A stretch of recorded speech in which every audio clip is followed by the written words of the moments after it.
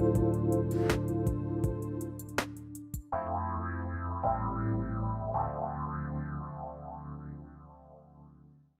everybody, welcome to the Dr. Pat Show. This is Talk Radio to Thrive By, and we've got another great show for you today. Hello, Mr. Benny. How are Hi. you? I'm doing awesome. And yourself? I'm pretty good. Waiting to get revved up for March Madness. Yeah, it's going to be a quiet one on viewership. You can't really attend it, but I mean, my bracket's still going to be full. I'm just telling you. Okay. I mean, Okay. gotta be. It's March Yeah. Madness. I'm really feeling the metaphor of Madness. Now, people know this as like a basketball thing, yeah? Correct. All right. But the whole idea of March Madness is a perfect metaphor for where we are today in the world in some respects, don't you think? I believe so, yes. And it's going to be an interesting month. We're doing a couple of really cool things about what March Madness really means, and introducing a new host whose show is Know You're Crazy, Susan Dene. So yeah, we are revved up to talk about the interactions of what we call energy. And you don't think about this. You don't think about, like, when Benny and I are chit chatting, and of course, say hello to Jacob. Jacob is at the helm of our Facebook show, Hey there. right?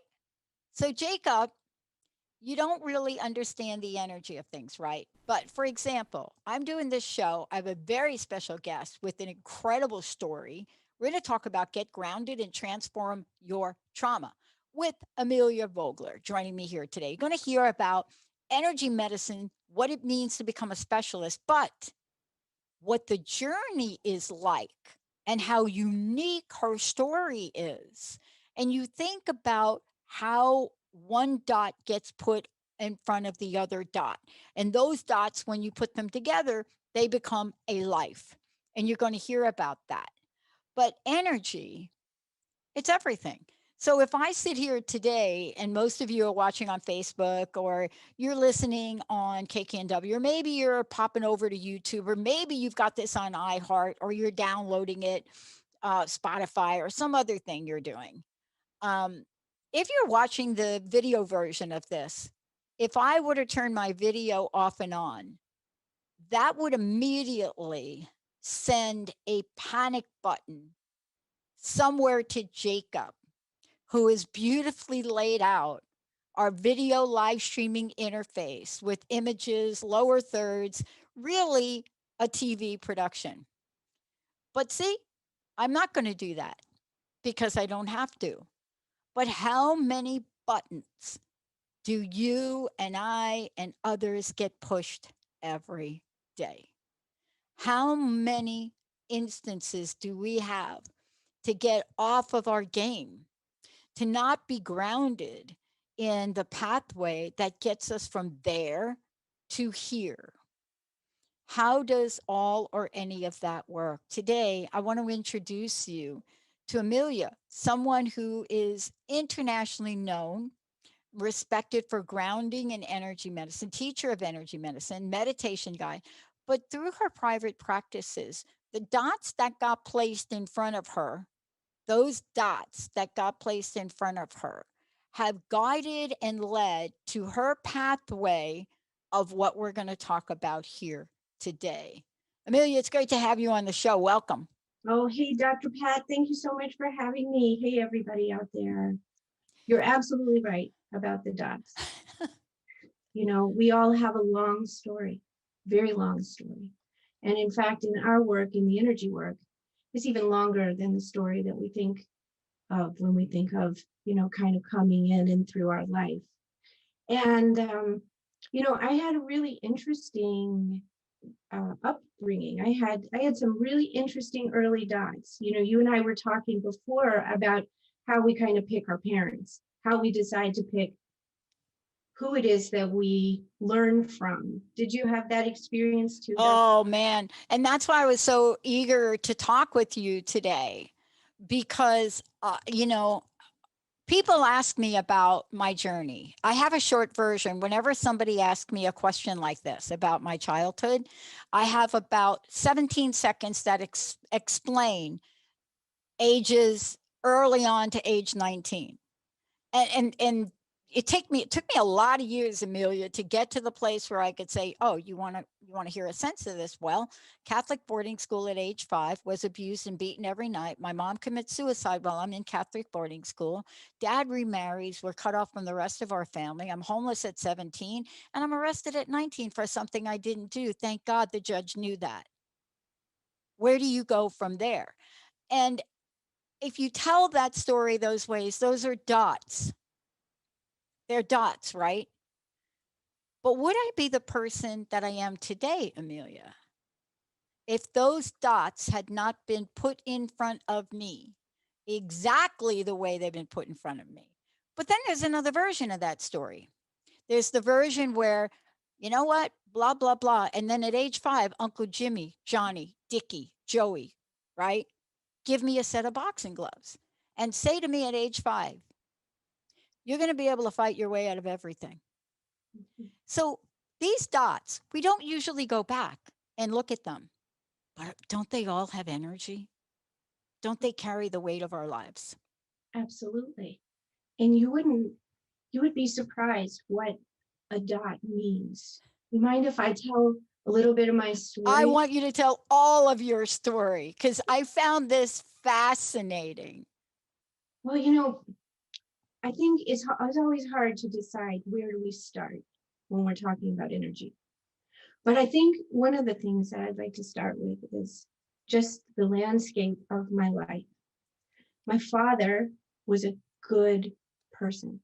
He still is a good person. He's a good person. He has morals. He has a compass. He stands up for what he believes. My mother used to sing in 5 languages, plays 24 instruments, used to tap dance in the kitchen, reinvented her life 3 different times because she doesn't believe in reincarnation. So she said, we got one life. I got to do it all. And so she reinvented and reinvented. And as a little girl, I grew up on this working farm with plants, hybrid rhododendrons blooming and growing. And every morning I would wake up, and on the ceiling, there would be a reflection of the light of the sun on the ceiling. And I would look at that, and it would just connect to the world around me. Wow. And it was inspiring. It was beautiful. And so my early life started with an inquiry of what's beautiful, these simple, beautiful things. And I also was visiting my father's funeral home often after school. It's been in our family for 250 years. That's almost 9 generations of service in the death industry. And you better believe I got my roller skates on, and I would roller skate around because you have 9,000 square feet of wide open rooms connected by big doorways, and you could really get going. And as a curious child, I would always kind of find my way into rooms I wasn't supposed to find my way into. And, my dad would say, don't go in that one. So I went in that one. Don't go in that one. So I went in that one. That's just part of human condition and childhood curiosity. No kidding. Right?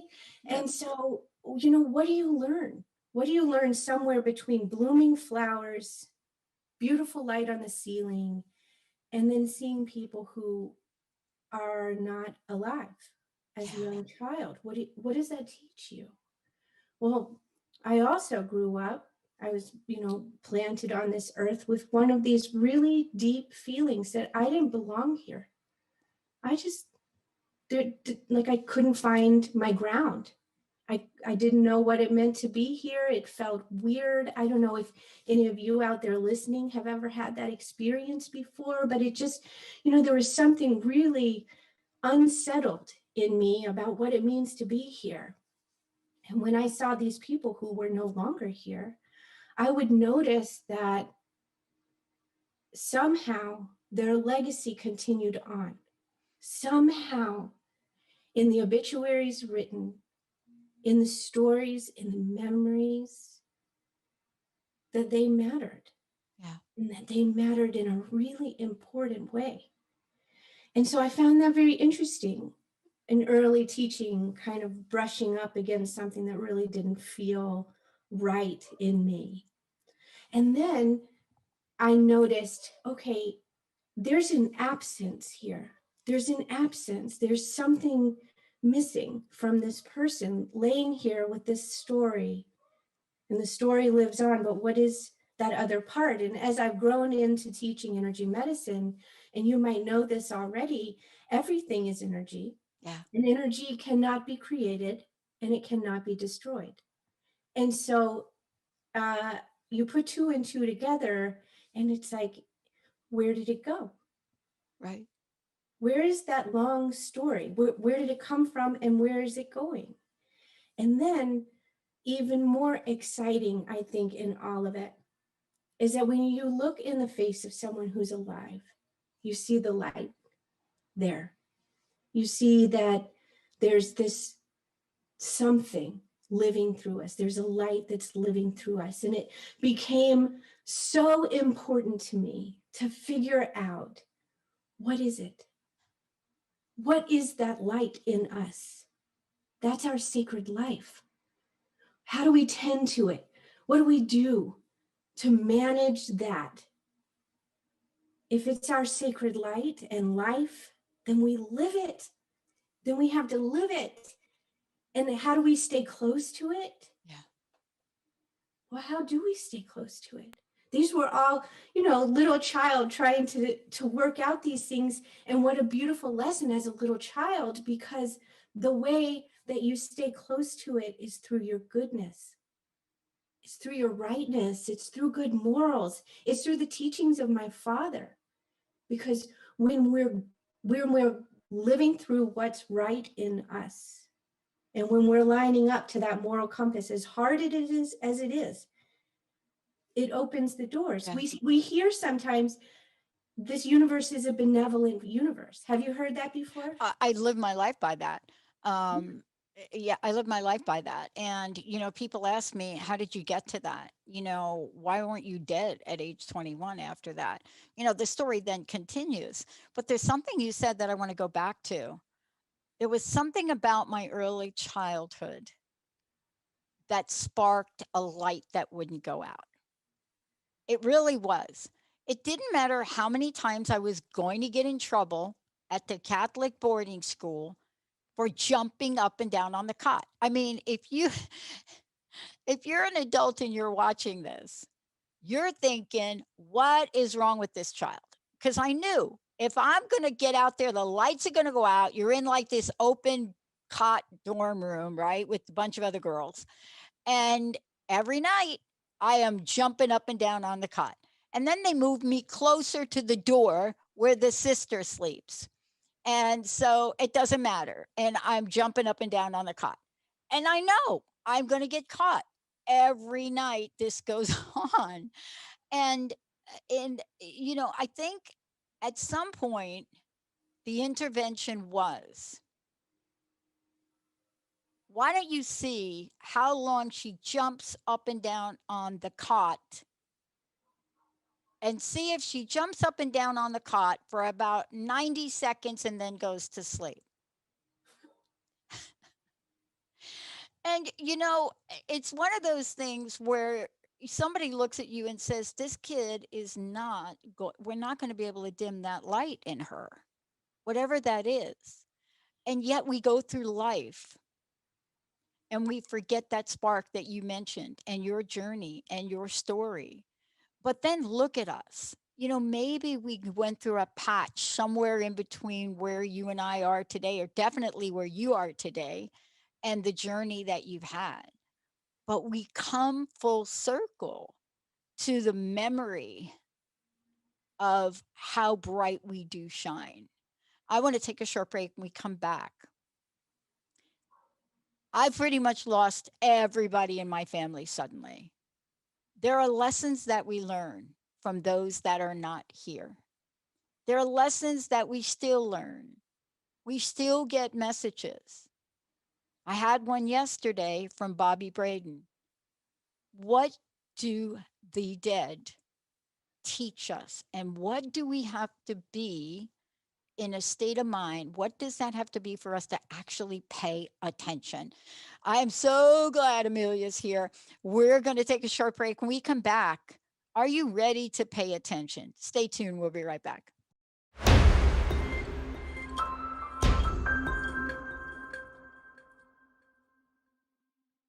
That song right there, Uh-huh. Simon and Garfunkel, that song right there, when that song came out, that pretty much had tears in everybody's eyes and nobody knew why.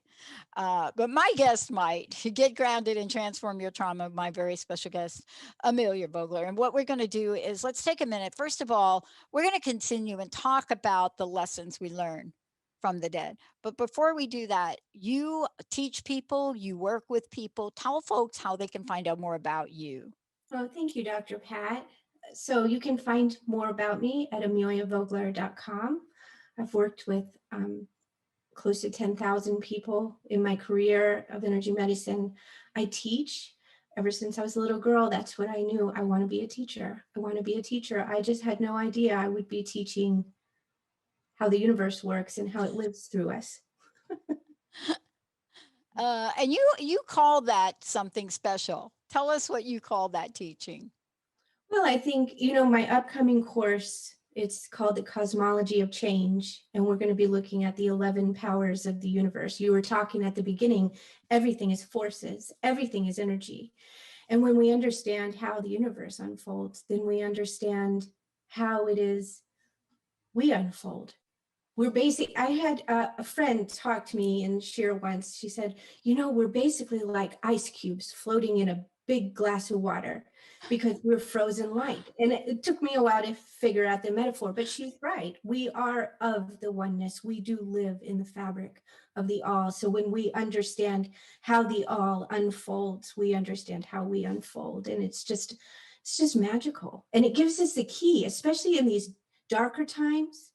These teachings give you the keys to help understand what's coming next, what came before, how do I move through, what are my practices. So that's what we've got coming up. One of the strangest experiences I've ever had, and this is really talking about what did the dead teach us about living. One of the strangest experience I've ever had was working for Bell Labs and being around the genius people at Bell Labs. And I remember going off to the mysterious Building 15. By the way, top security clearance. Can you believe they gave me that? And, here I am in Building 15. It was the top security, right?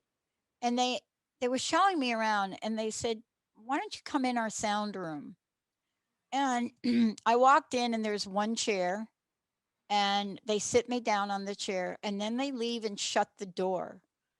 What they said to me, "Don't get up. We'll be right back, but please don't get up." And I walked out, they walked out, shut the door, complete dark. Oh, creepy. Absolute dark, but absolutely no sound. I had never heard my own breath in quite that way. It was Mm. embedded forever.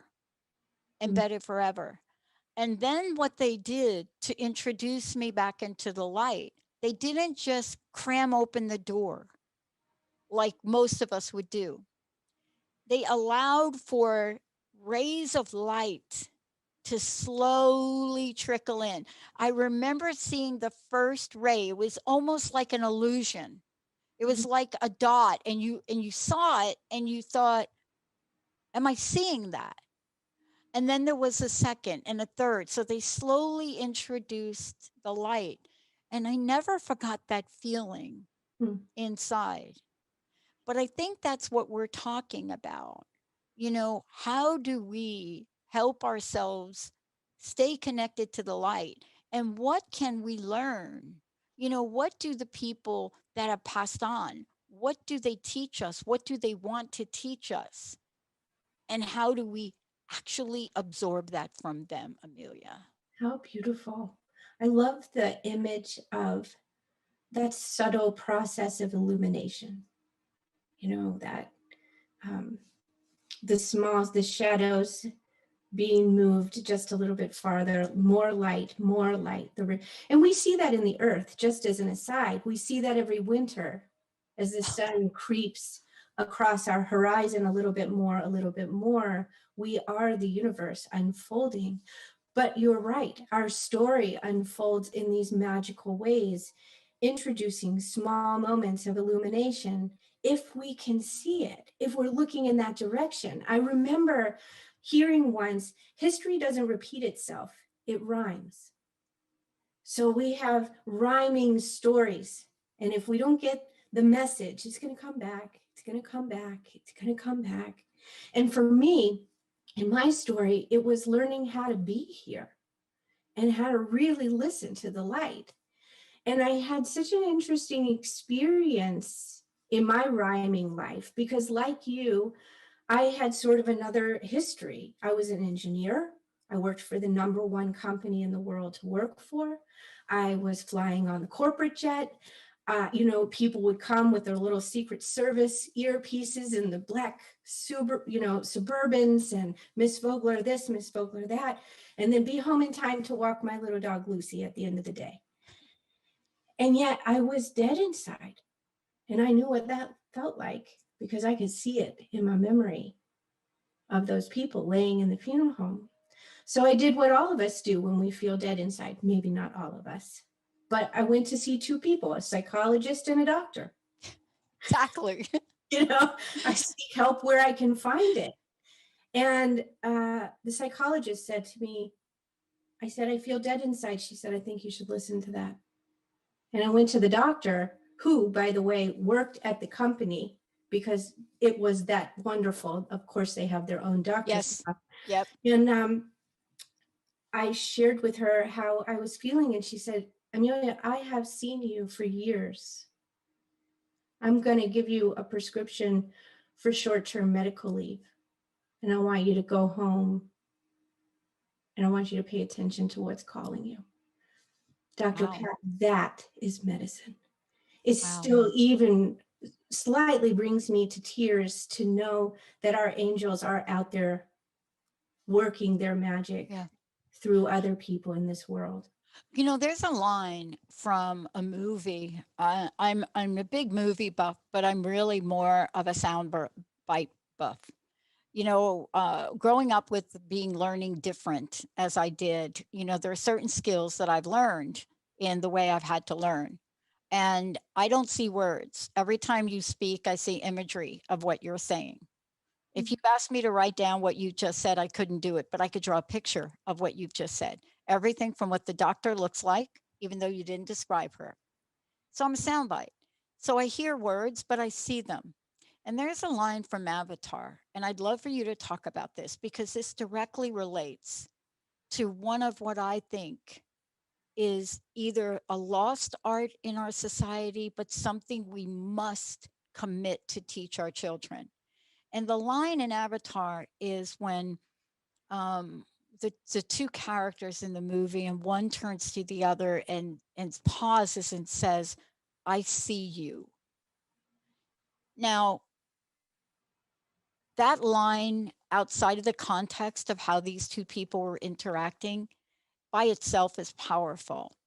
But in the context of what you're talking about, that doctor saw you. But I don't mean saw you, your face, your eyes, really saw it in your soul. Are those lessons we can learn as we move from dark to light? Oh, absolutely, Dr. Pat. And I think that it starts with our ability to see ourselves. Because first, we have to walk that bridge. And this is a big bridge, I think, of worthiness of that vision. I think every single one of us is worthy of seeing through eyes that see the light. And I do believe that that's what keeps us from that, is that sense of, well, I can't, I don't have the capacity, but really I'm not worthy. There's part of me that's not good enough. And there's something in there that I see that in my clients all the time, that somewhere along the line, they have been taught that they don't matter. And, what you do doesn't matter. Your dreams don't matter. And you've got to just go through life and do the best you can and ask, for mercy when you need it. And then it's hard. And that's the reality that keeps our eyes closed in the dark room.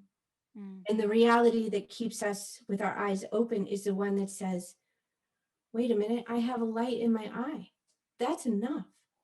That is enough, damn it, to connect me to my dreams, to my inspiration, to my courage. One of the things the dead teaches me, the dead don't have longings. They're dead. We have longings. Oh boy, do we ever? And our longings are what lead us to our greatest aspirations. Our longings lead us to the dreams that unfurl a magical life. Pay attention to those quiet longings, and you will see not just yourself, but others and their longings. And when you can meet someone longing to longing, then you see them. And that's what that doctor did for me. She said, I think there's more for you here.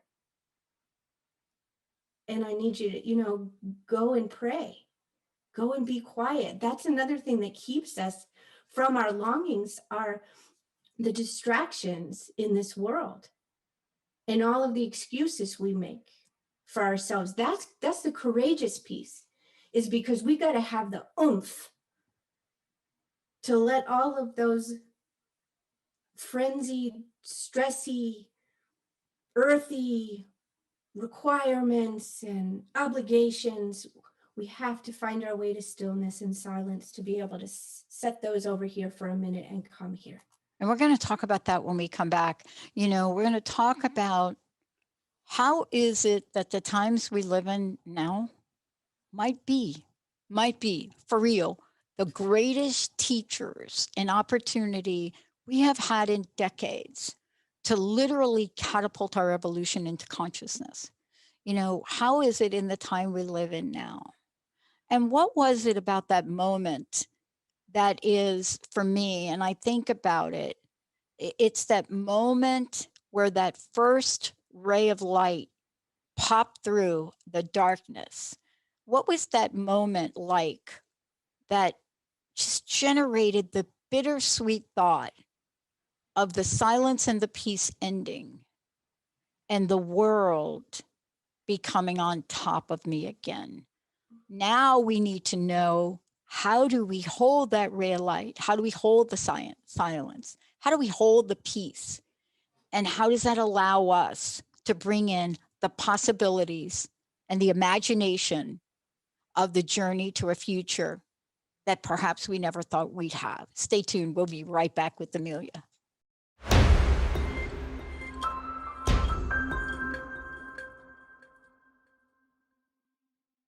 Hey, everybody, welcome back. I would love to make sure that you all know how to connect directly with Amelia.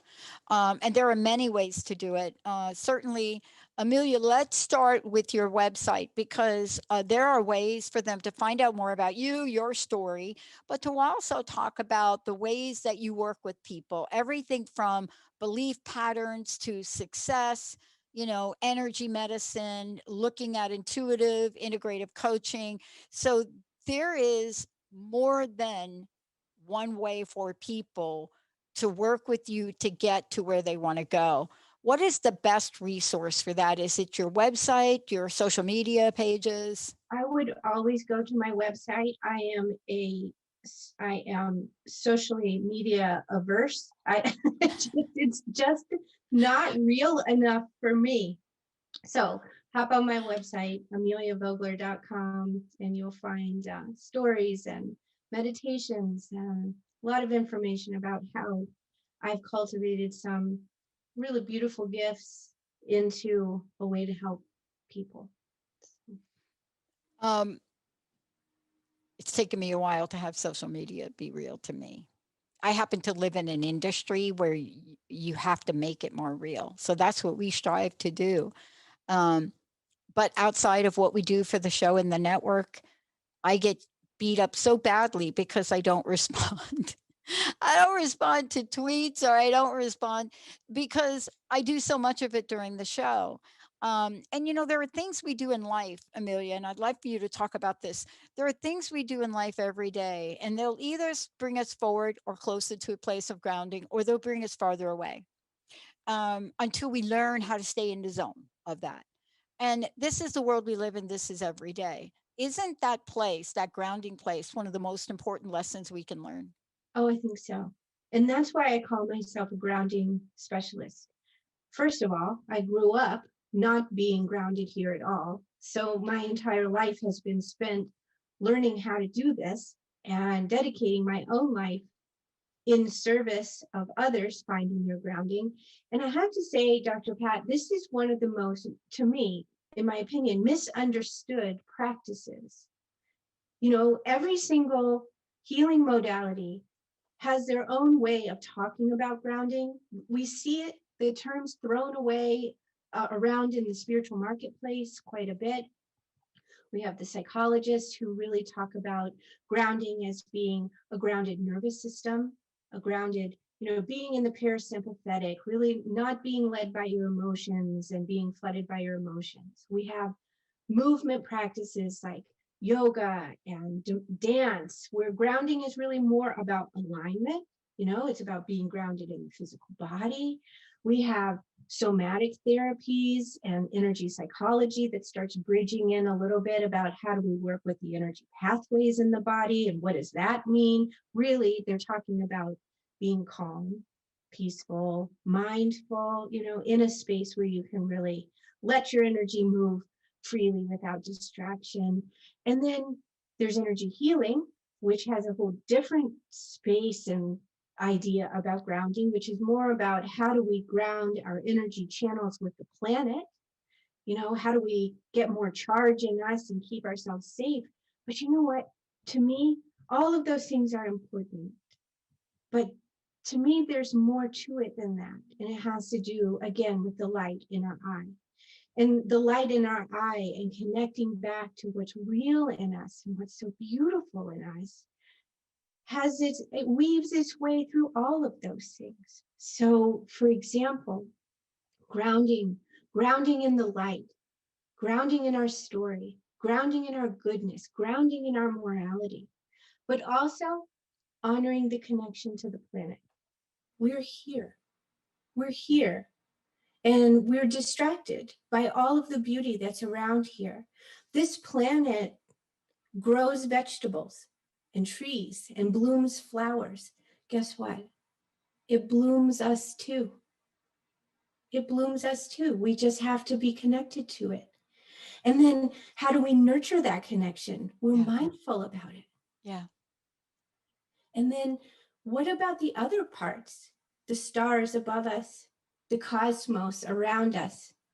We have to connect to that too. That's part of us as well. The moonlight matters, the starlight matters. The cosmos teach us awe and wonder.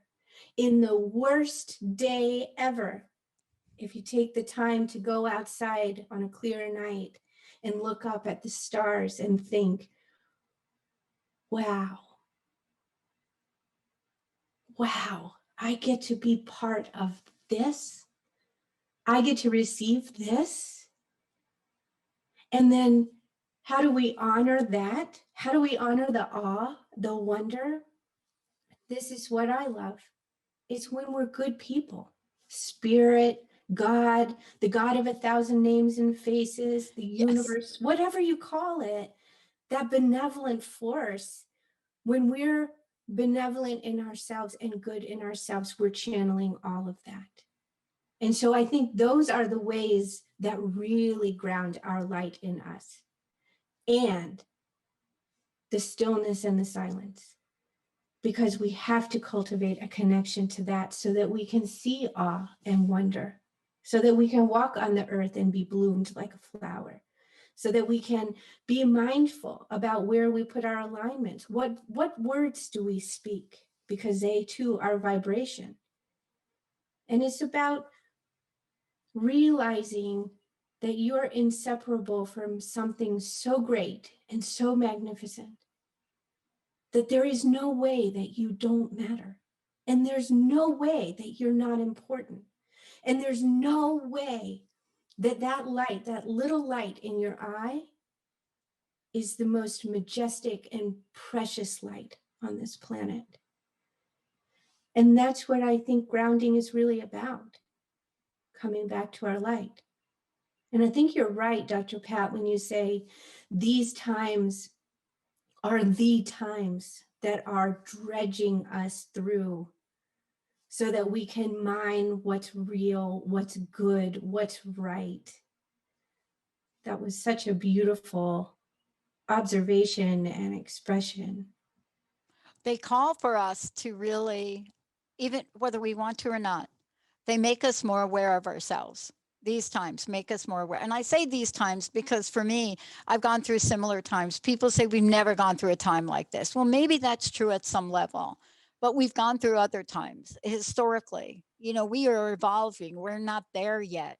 As a species, we're not there yet, right? Yeah. And so in our evolution, we get faced with situations, I believe, that are put right in front of us to get us to the next level of whatever that form of consciousness is. If you go back in time, you can pinpoint it in history over and over and over again, thousands of years back. You Yeah. can see that an event shows up just so we could practice being in the light, Yes. right? Just Absolutely. so it will take us on a journey to be in the light. And we get tested. We get tested. I was talking with somebody yesterday, Amelia. We get tested with our integrity. Mhm. I was talking to a friend of mine and she's filling out an application. And one of my mentees, and we're filling out an application, and she calls me and says, "I'm filling out this application. It asked this question: Have you ever had a bankruptcy?" And I said, "Okay." And she said, "But I had a bankruptcy like 20 years ago." And I said, "Yeah, but the question doesn't say, have you had a bankruptcy last year? It says, have you ever had a bankruptcy?" And I said, "What would stop you from putting that down, checking that box?" "Well," and then you get the guilt, the shame, you get the real emotions behind it. And I said, "Check the box and then write down why. Write a little note on the side that says, yes, but in 2001, and it had to do with a medical condition, whatever you want to do." But hiding in the framework of secrets is not grounding. No. And I think we are really, right now, so many people are hiding in the energy of secrets. The stress, the strain. I work with women, and women right now have never been challenged in the way they're being challenged. I'm not saying men are not, but I'm saying it's a really different everything from what's happening in divorce and divorce situations. And they feel I have nobody to talk to. I don't have a witness. I don't have that person, Amelia, that will look in my eyes and say, "I see you." Yeah. What's the message for folks today? How do we tell them we do see them? Well, I think it really does start with you, with you. It starts with you. And I channeled my message today. And when I channel, I write. So this is the message that came through. And it might make me cry because I always feel these so strongly. Feel the breath and listen to the story that connects you to what is leading you, to what's already seeking you out, to awaken your heart and rekindle your fire and guide you to more goodness, more rightness, and more life.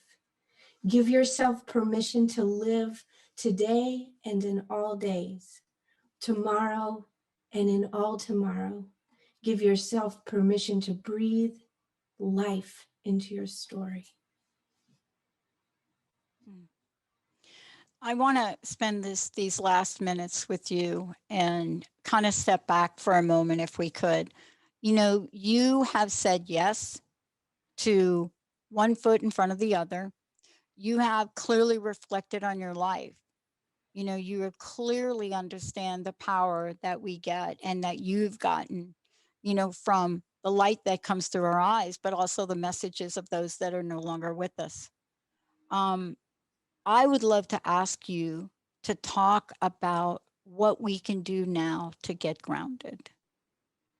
Love each other, see each other, attend to the longings of the people in your life. When you see a stranger, remember that they have longings. When we see each other, we are so firmly here and living our purpose. That's what's going to change this world. And it's what brings so much power to you. If you just think about pulling back all the spiritual stuff and all these types of stories, bare bone every day, think about a moment where, let's say you were misunderstood, sent an email out, had the wrong thing in it. Hey, this has happened to me. To get fired, out. You're a terrible person. You're a horrible person. I can't believe you would say that. And you go, no way. You didn't see me. And so when we can see each other and when we can see ourselves, we can be firm and in our integrity, like you were talking about, Dr. Pat. That brings us our grounding, our integrity, our grounding comes from being good. It comes from being good people. And that's what's going to carry us through. When we look at this time we're living in, I want to jump ahead to the future. I know there's a lot that we talk about, especially in a spiritual framework, which I never really could relate to. Maybe it has to do with the way I've learned, but I never really related to it. As we're in this moment today, even just speaking of it, it's already gone. And I think one of the most powerful things to learn is to have one eye on the past, to have your moment in the present, and have your other eye on the future. And in order to do that in a way that carries the light, it's a practice. It's a teaching for me. It really was one of my greatest challenges to be able to keep an eye on the vision of a future, but remember the most important moment is the one you and I are having now. Absolutely. How can we help folks, and in the work that you do, how can we help folks understand the energy of that? Maybe not today in this short interview, the practices, but there's an energy to it. Yeah, that's right.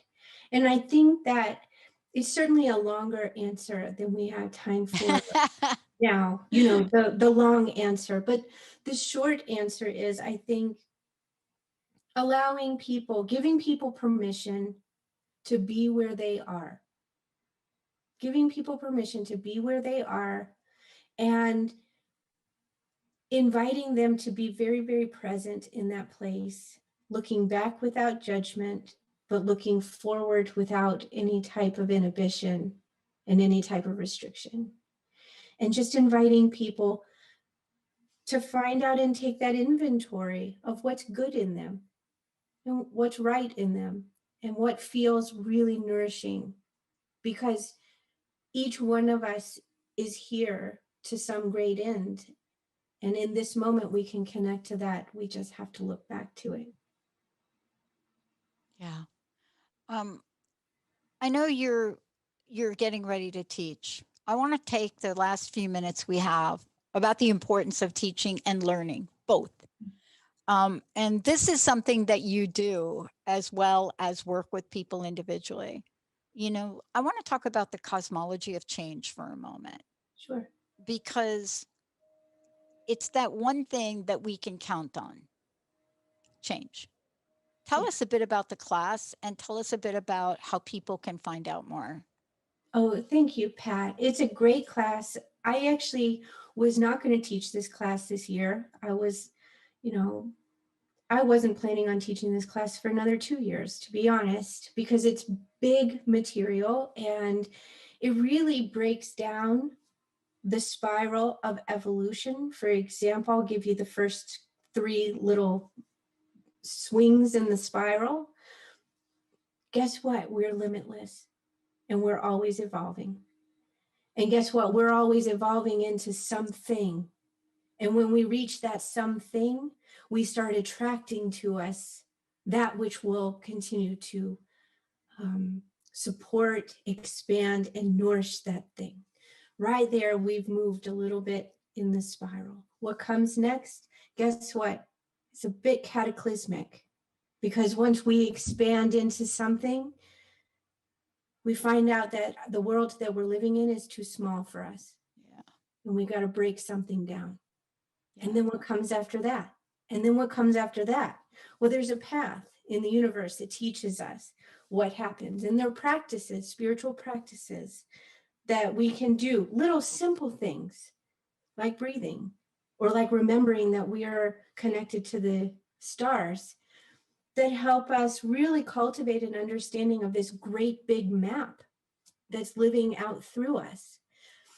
So that's the class, because we're emerging out of a very dark time. And it's as if you, the spirit, all the spirits have opened up that door to the dark, dark room, and that little ray of light is coming through. And along with that little ray of light, I really wanted to offer the map. What are we going to do with it? How do we find it? How do we nourish it? And how do we walk through this change together in a really big way? Because that's what's being asked of us, to show up in a big way. Yeah. But big doesn't have to be scary. And it's certainly less scary when you know the map. So that's what the class is all about. It's called the Cosmology of Change.